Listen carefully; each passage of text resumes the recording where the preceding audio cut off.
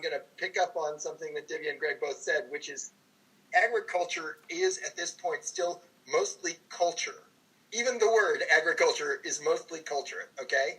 And culture changes slowly, and there are certain aspects of culture that are not going to change in every place at the same speed, nor do we necessarily even want them to. I mean, there are things about past agricultural practice that are a little bit more aimed at stewardship of the earth that people are now saying, well, maybe we should go back to that. And so I want to make sure that we don't lose track of two things that we have certainly seen in our fieldwork with Agromovil, which is, number one, that you have to start where agriculturalists are today.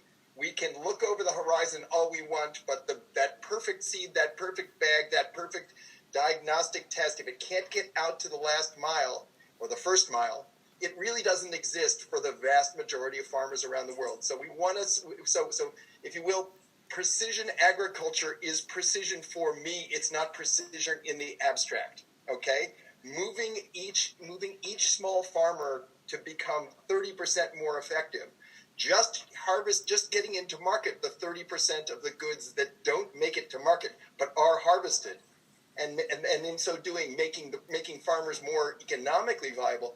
Those are huge first order things. If we're not talking about making farmers wealthier and making their communities more economically stable, we're really not talking about the future of agriculture. That's number one.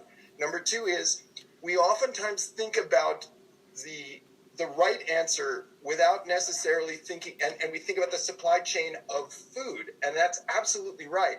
But we also have to think of the supply chain of innovation. Those innovations need to find their way out. And we need to be not just looking and figuring out in the lab what works in the global north.